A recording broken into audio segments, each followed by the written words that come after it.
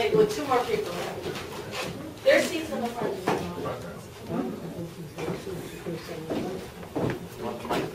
No, it's okay. So, hello, and thank you for coming to tonight's Artist Talk. I am Audrey Fink. I'm the chair of the Ridgewood Arts Council. Yay. And today we have a very special program that came about because two guys saw each other on the train from Ridgewood to Manhattan, and they actually engaged in each other and talked, and what happened as a brief conversation turned into a multi-year collaboration between an artist and a political science professor.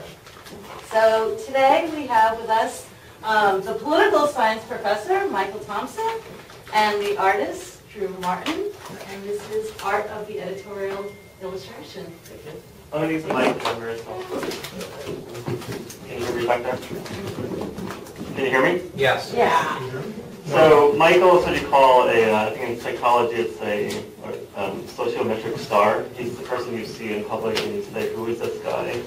And so I was on the train and one day he was sitting across from me, he was reading an Italian newspaper or something. The next day he was reading a French book. And the third day he was reading a German something. And I'm like, who are you? And we started talking, I don't know if I started drawing right away, but we started talking for a while. And at the time he was working for a college in the city, and then he became a professorship that he has now. And he told me about this magazine Logos, or journal Logos, which I'll tell you about. And at one point I said, hey, you know, I have drawn for newspapers and magazines, so why don't you give me an article? And I'll show you that drawing. It's one of the first drawings, the next slide up.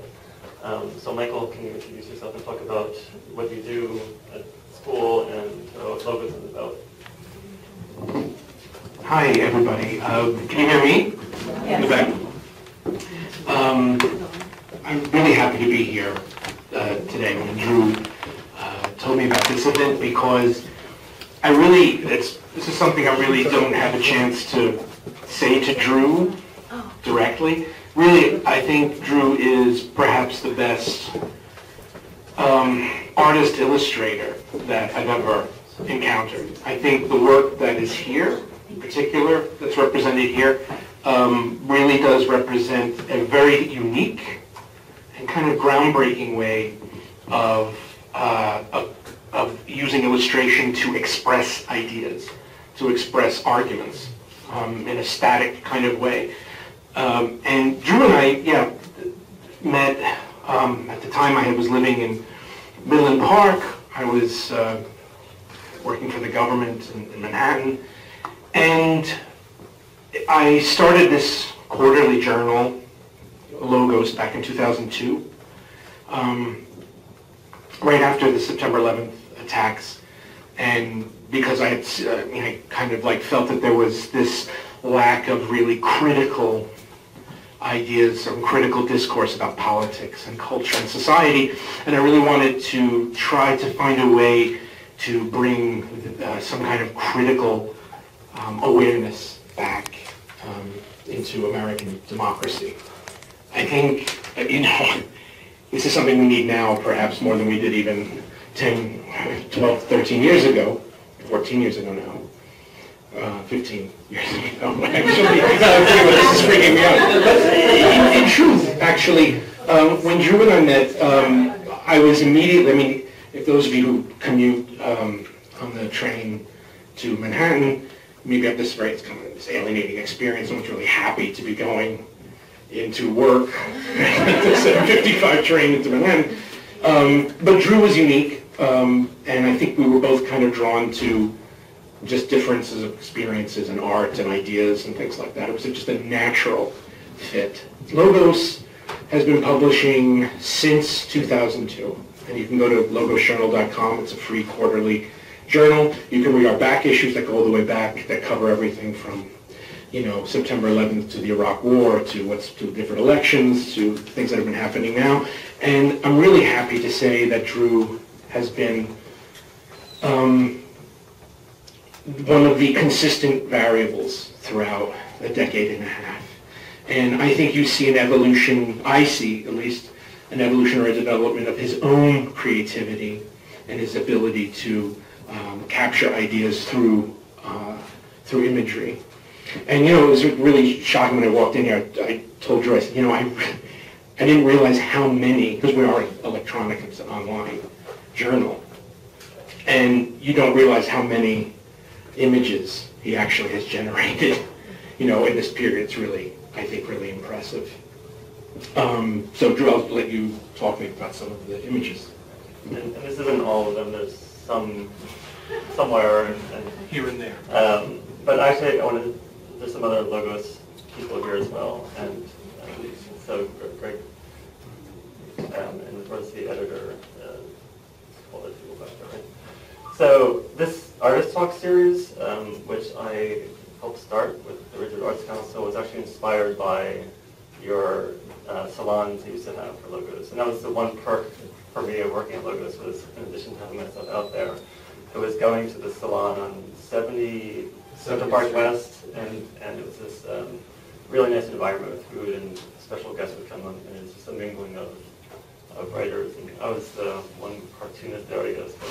But thank you, Michael. I'm flattered that you think that. But so yeah, I wanted this to be kind of an interactive thing at that. I see my parents back there. And I kind of told my mom that I was going to call on her. So one thing about this drawing, so I do a lot of different kinds of art, and you know me for doing different things. So I wanted this show to be just about editorial illustration, because I've been doing it since high school. And I think it's very specific, and it's a very interesting kind of way of using drawing. It's not my favorite, because I'm not on my own in this. I'm kind of tied to an article and to, but Michael is giving me a lot of freedom. I think you've never censored anything I've ever given you.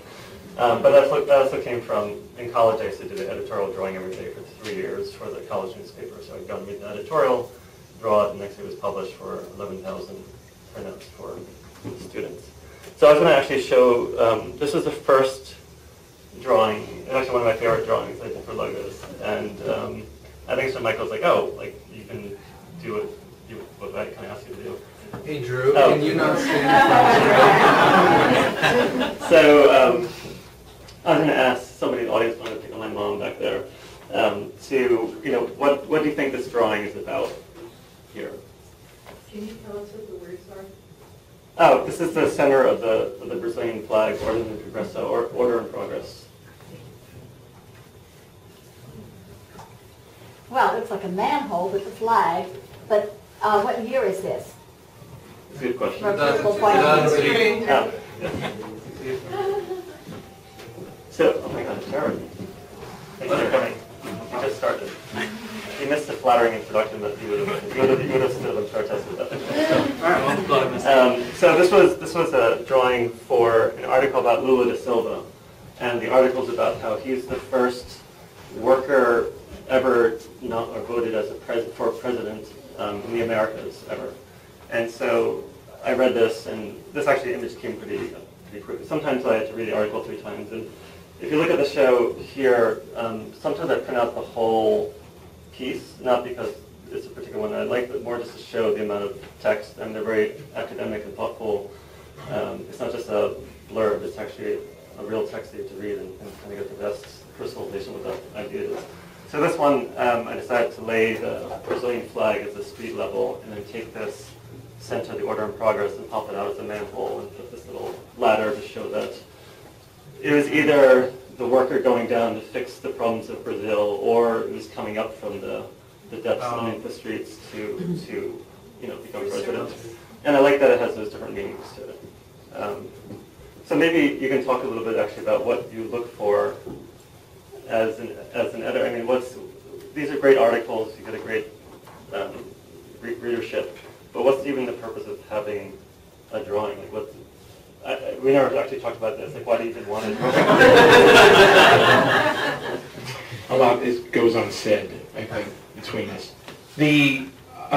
First of all, and then this goes back to my comment from before, it wasn't until Drew started to submit his drawings, his illustrations, to us that I realized what the power of the images could be, because I didn't have anything in expectation. Drew actually at the time was working on his master's degree at the New School, and he was writing a thesis about a new way of the way the image can represent or express ideas. It was something along those lines, something a little more complicated than that.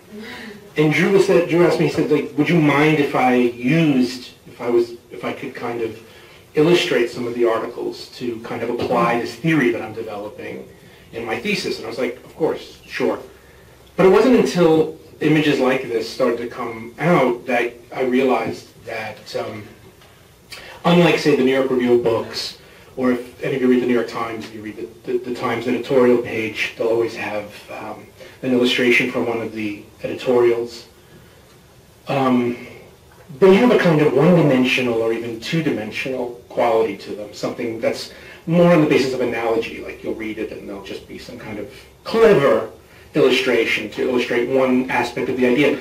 But what Drew was doing was something, and I realized this from the very beginning, it's very unique because there's like polyvalent set of ideas. Like there's multiple ways to read the image, and it really kind of brings out a third dimension from the text. So in addition to there being, I mean, from a vantage point of an editor putting out a magazine, it's pretty clear that just text on a page is dull and boring. So you definitely want an image.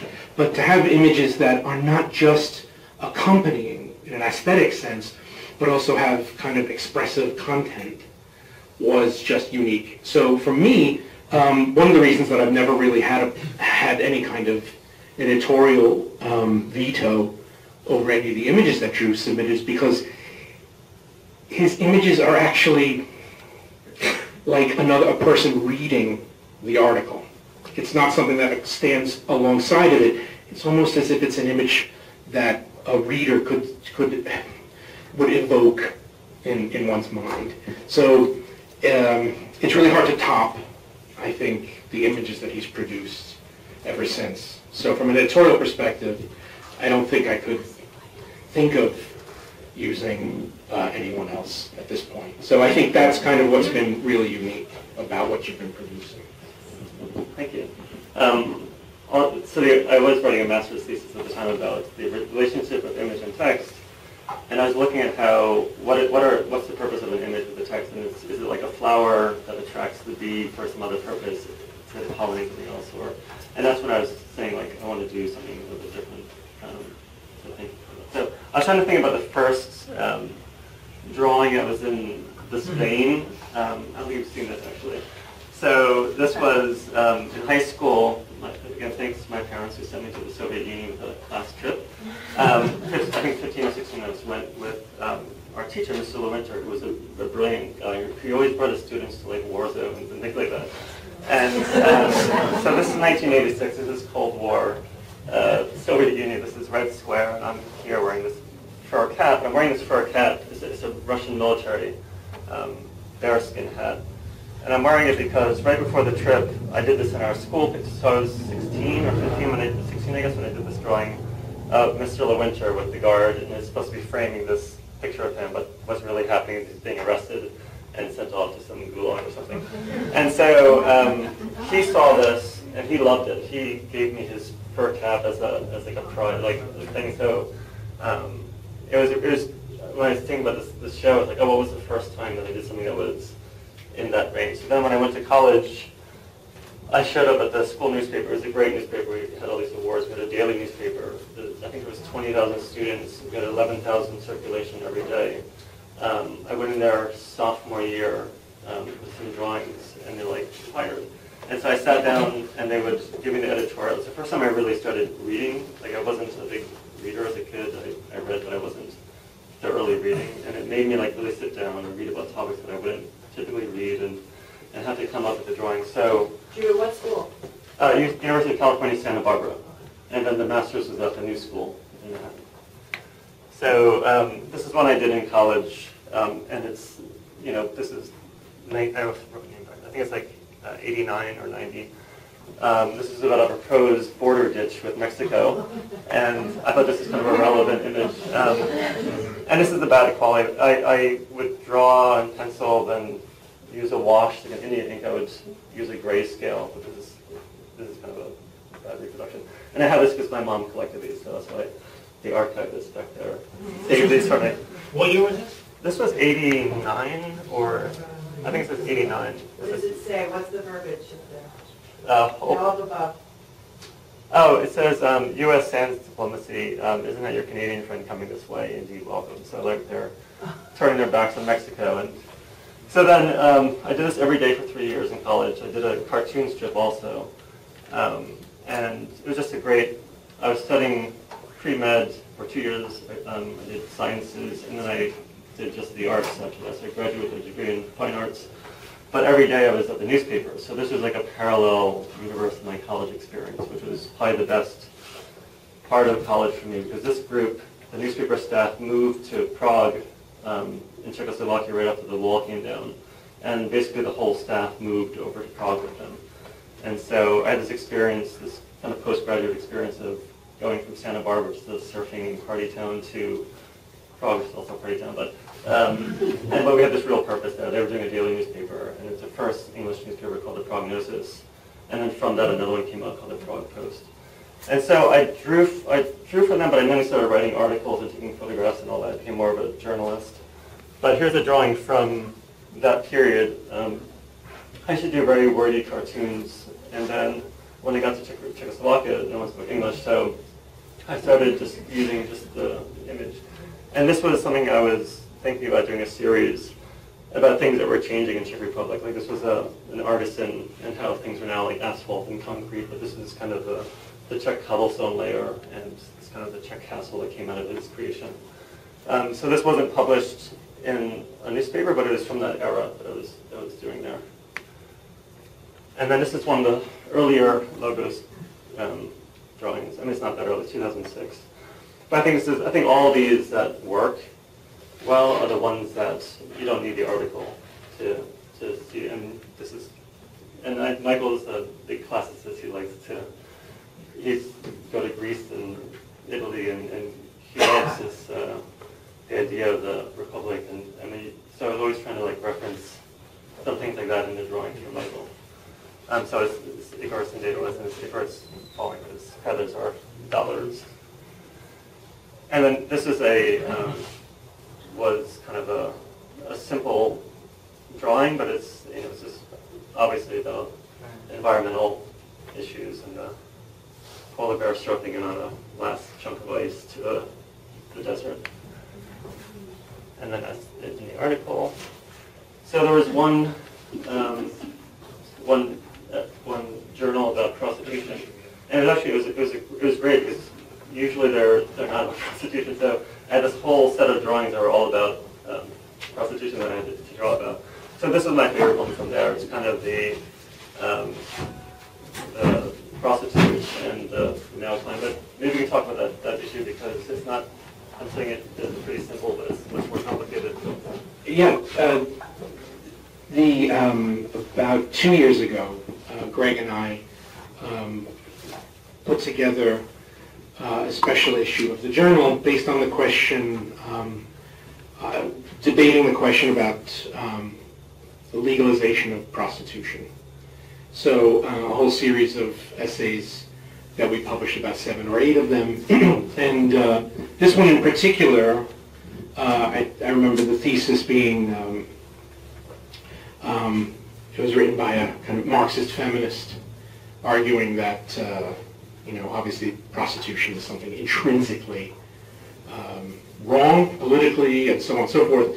And this image just really captured, I think, part of the kind of vigor of the argument that she was trying to kind of convey.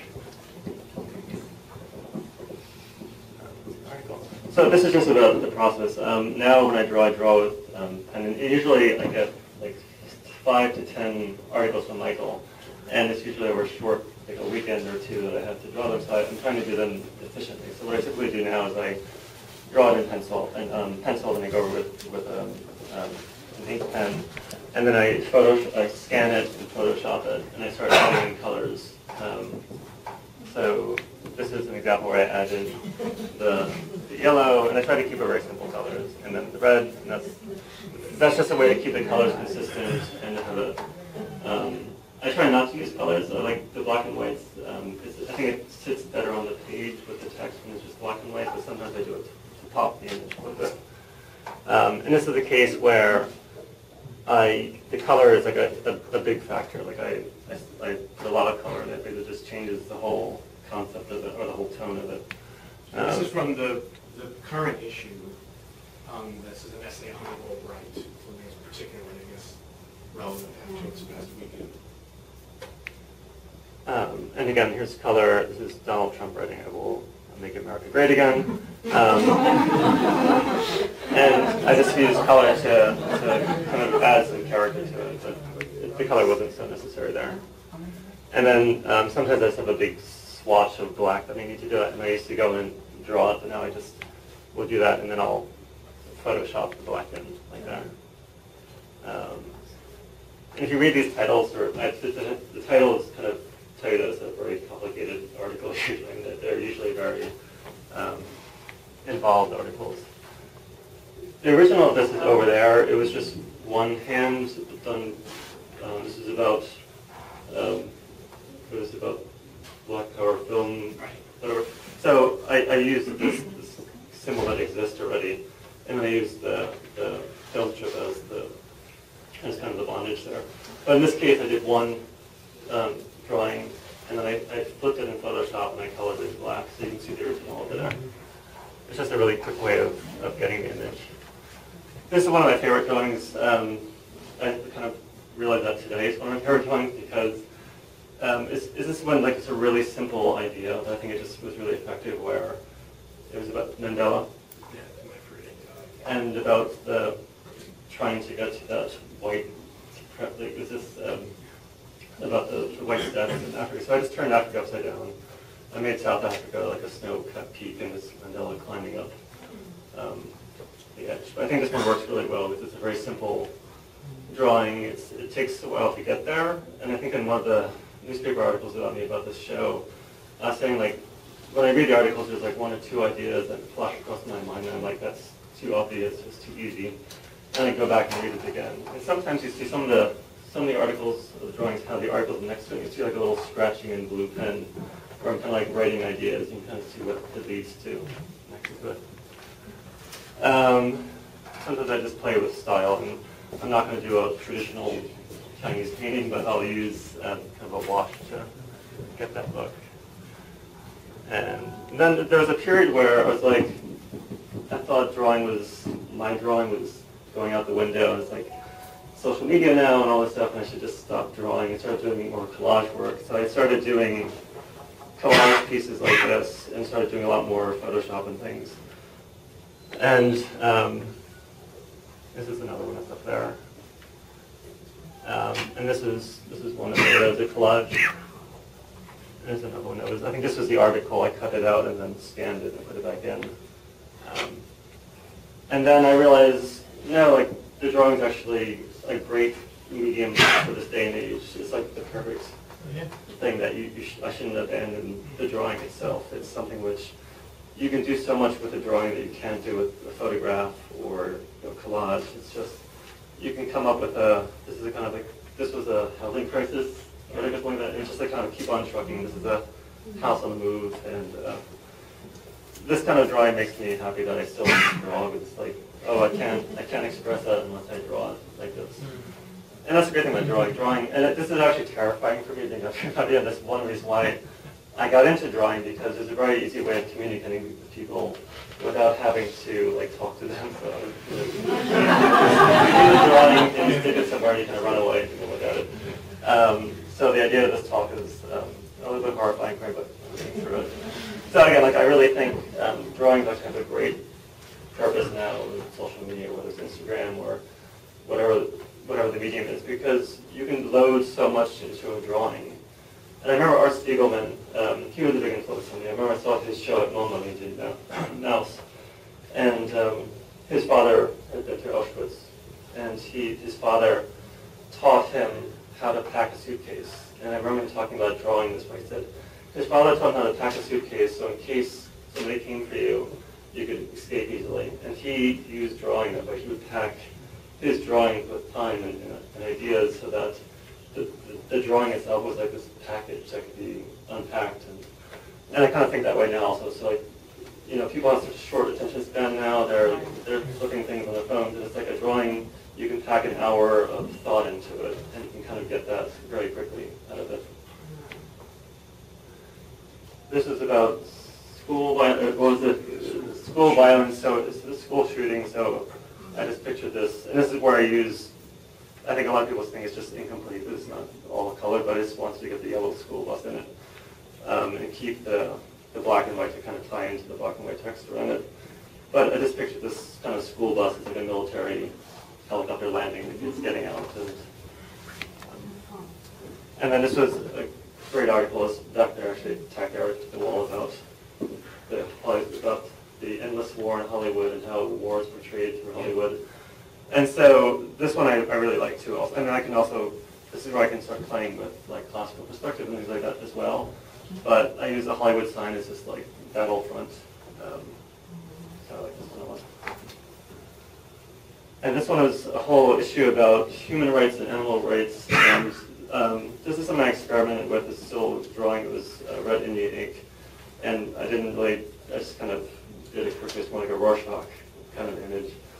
And the article wasn't about gladiators, but I used like kind of a classical reference. It had this kind of horse, this chariot horse kneeling to this gladiator. But I liked how this became more of a. It wasn't just a simple illustration. It started becoming more of a. Why does it show the same guys who have it here on the film? Oh yeah, you're right. So we're missing. So this is sharper here. Anyway, I never did the article. This is one of my favorite ones because the author of this really liked it, and it's the first time. Maybe we can talk about it. It's the first time that I got feedback from the author about it too. Yeah, this is actually one of my favorite illustrations. This was part of a special issue.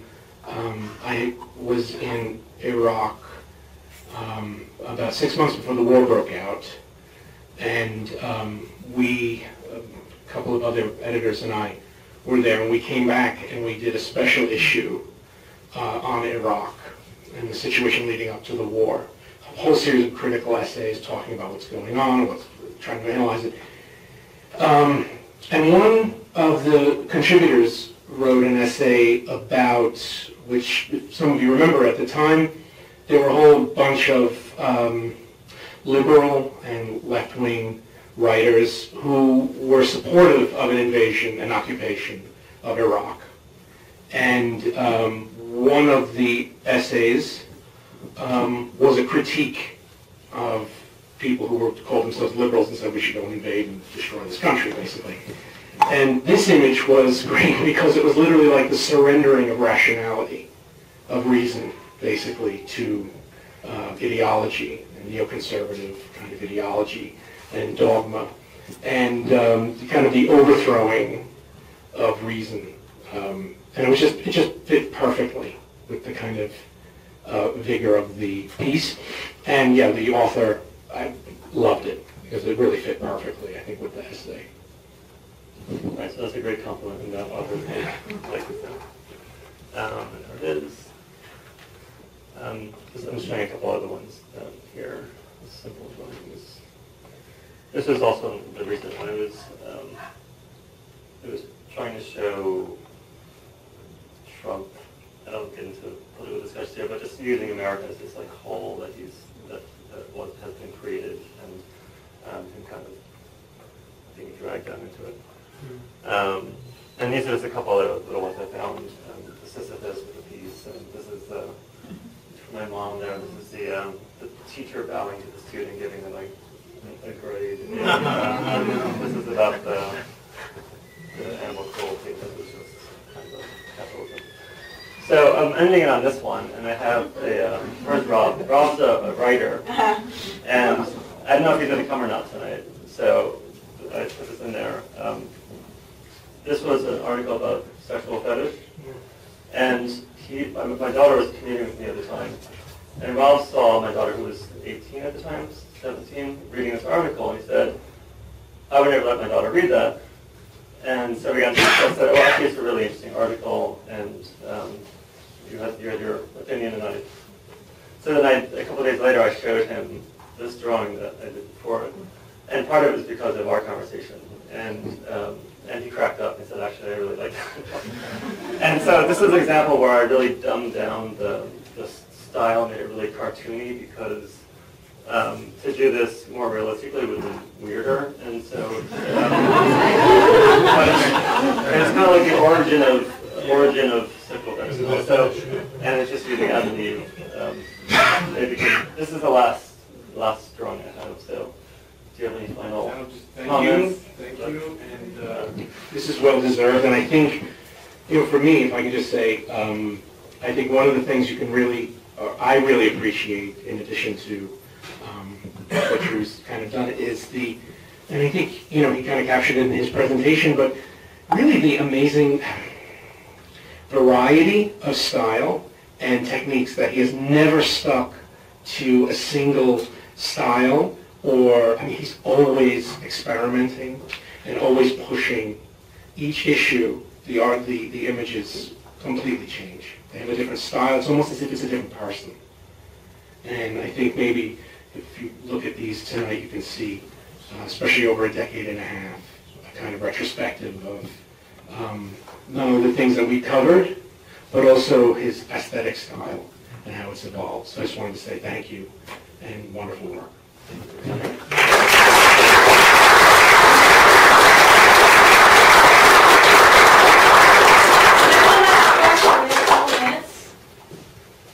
Probably something earlier. I have a question. Can I make a statement to us? Yeah. So when Drew and I met, we've known each other for years.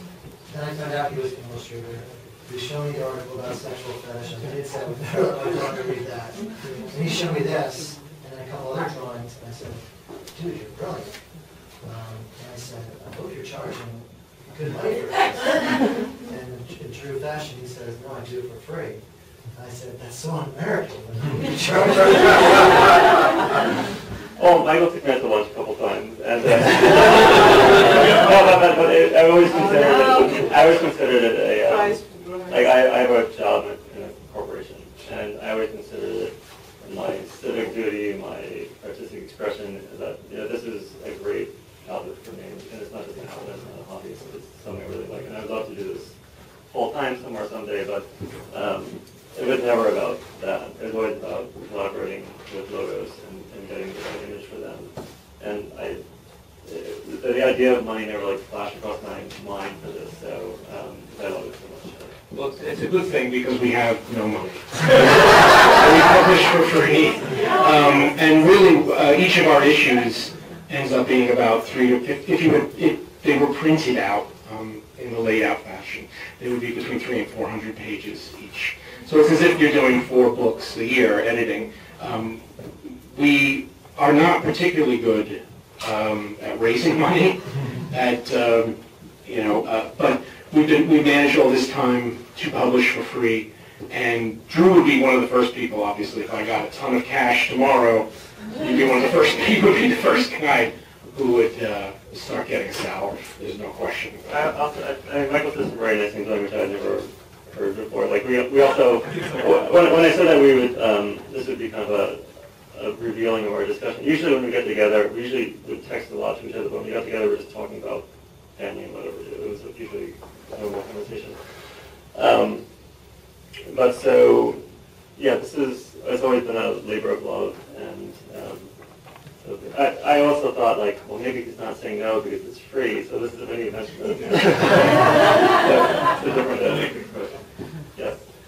I have a question for you. When you're really getting down into the politics of the moment, and you're dealing with things that are troubling or depressing or difficult to deal with, when you capture it, is it cathartic, or are you troubled by what you've got on the page? I'm actually and part of this show is to not actually get into the content, because when I read it, I'm reading it the same way that an editor edits, the same way that a photographer photographs during war. I'm removed.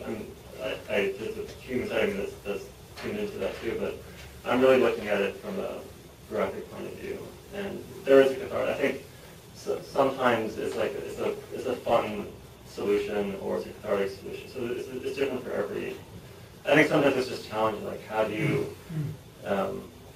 draw racism? How do you draw? And I think this is, if you just get away from logos and these drawings, and the art of editorial illustration, it's how do you take a concept and illustrate that?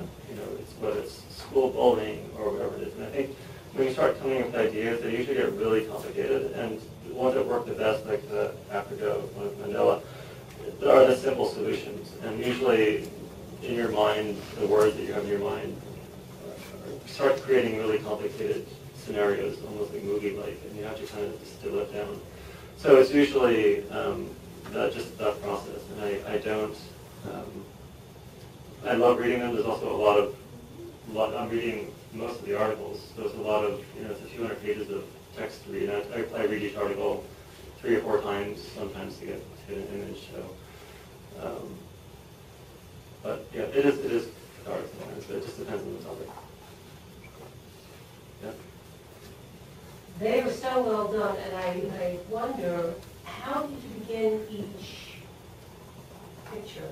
Did you sketch out several? Yeah, so that one, for example, if you see at the top of the page, that's how you're reading it on the train, and there's a blue sketch, and you kind of see what that became above it. Yeah. And so usually the pages, I used to put them on like a Kindle, but I have to really think about to read them to draw next to them. So each article will have like a few drawings next to it, and I'll go back and reread it to make sure that one, if I got the idea right at the beginning, I might want to read the whole article and go back to it, still has value for me.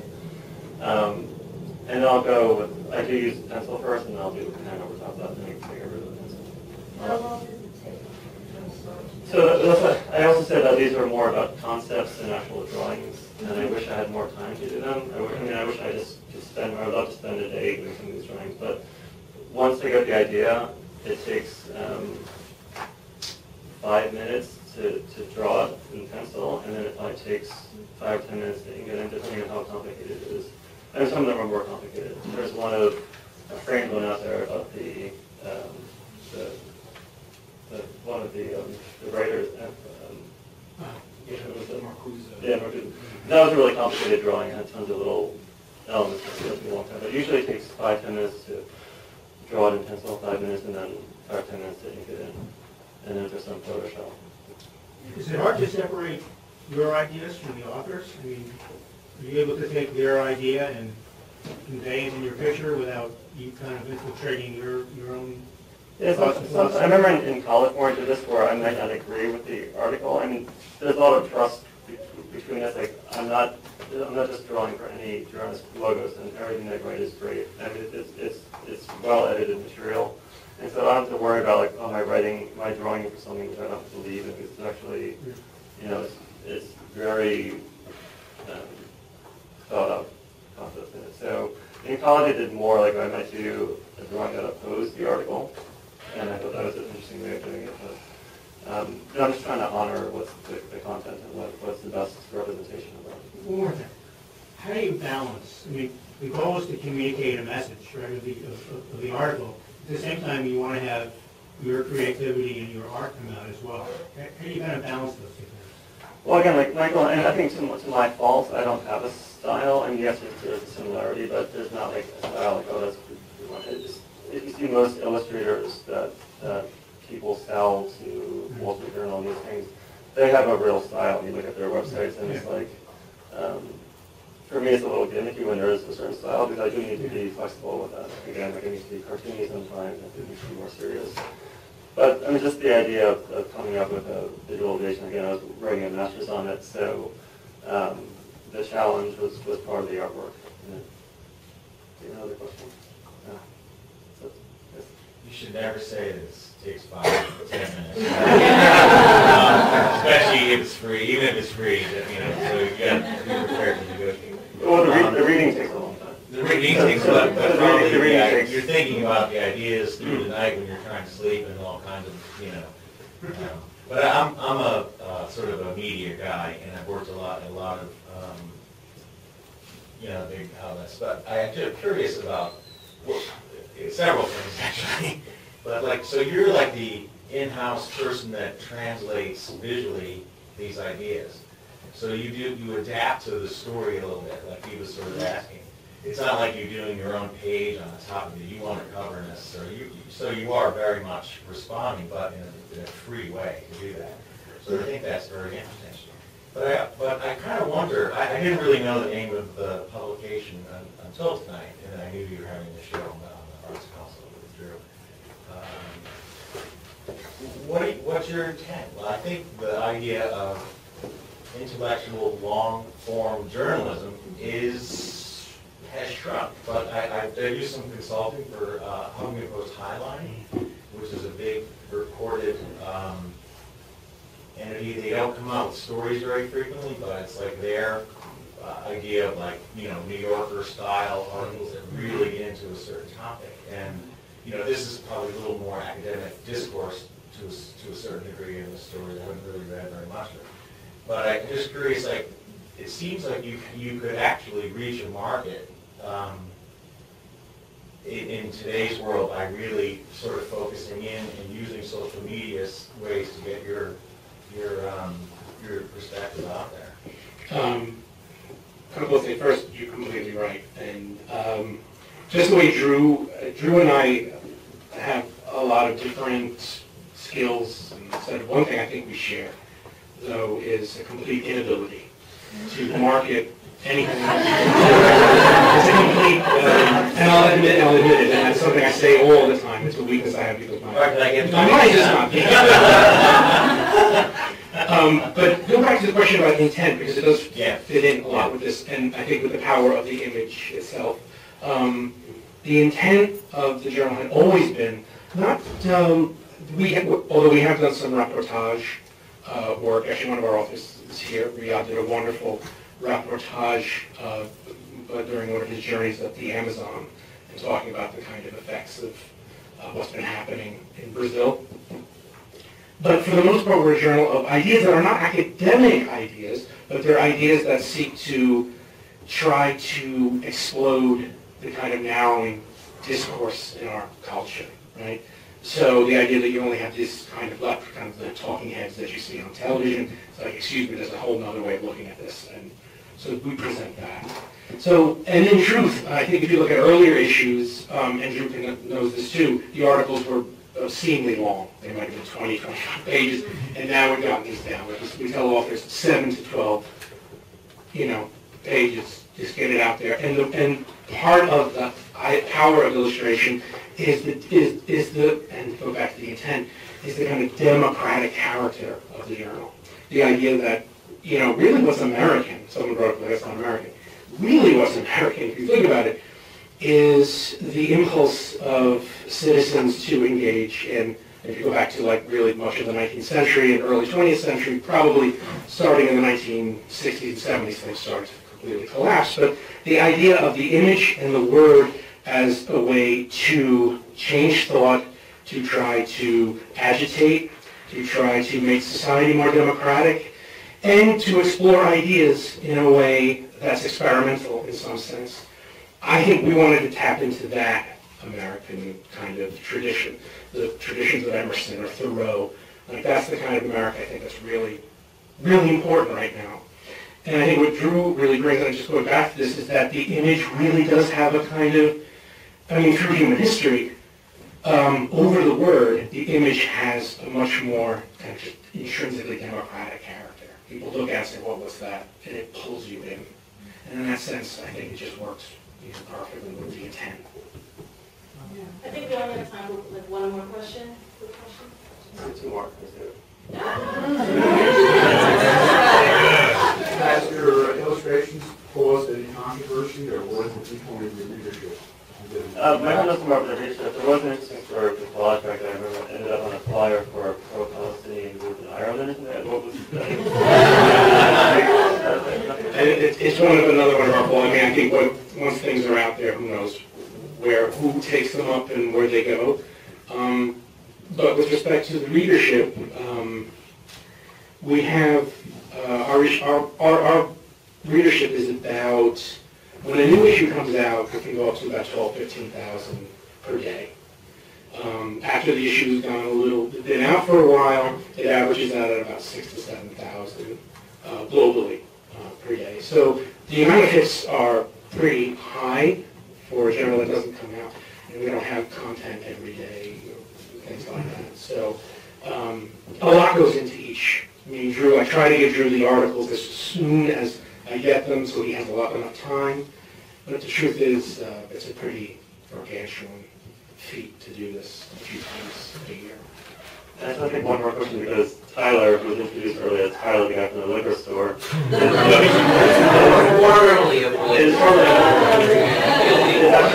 actually one of Michael Thompson's students. So, yeah, if you don't mind me saying, I actually do think you have style.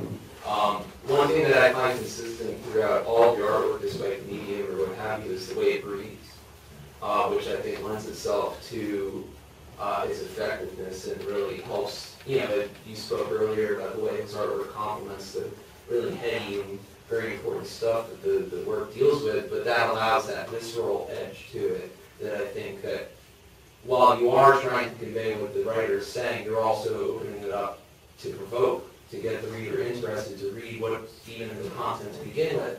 And just the way you choose the lines, choosing that like style, very Spartan kind of, at times two-dimensional drawing allows that. You're not bogging it down with, like you said, that really, especially when you're confronting things that are just intellectual, that initial impulse to try to include everything.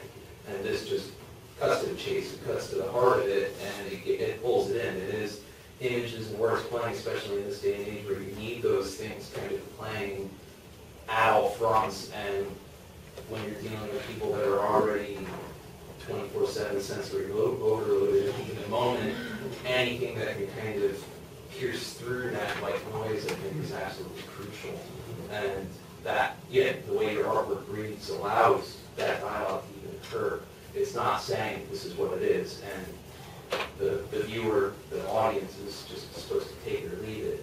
This opens the dialogue in a way that maybe if it was just the written word in there, it wouldn't have done. This kind of, the word that keeps popping into my being that I am Tyler from the liquor store, I guess. It's kind of like an intellectual aperitif that whets the palate to get ready to consume what's in the content there. It's a very crucial thing.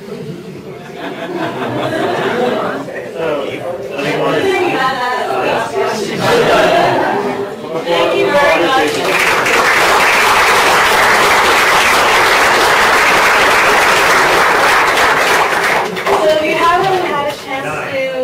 The original drawings, they are all throughout this building, downstairs, upstairs. If you don't have a couple upstairs. Yeah. Yeah. If you don't have time tonight, I think that this exhibit is going to be up through the month of August, right? So you can come in anytime. This table is open and come check it out. So here's a little token of our appreciation, a little about the history of Ridgewood.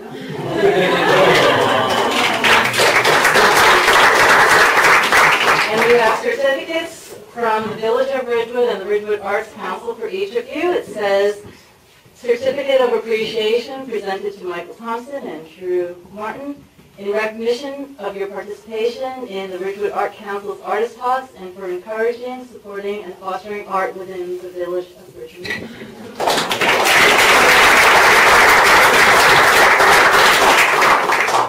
Today is a very special day because not only is it our artist talk, but today is Drew's birthday. Back to Mom. So should we sing? Yeah. Ready? One. Yep. Two. Happy birthday to you. Happy birthday to you. Happy birthday, dear Drew. Happy birthday to you.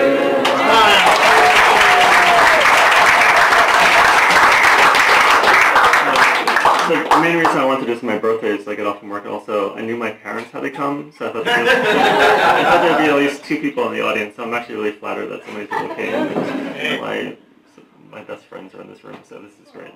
So, thank you. Thank you.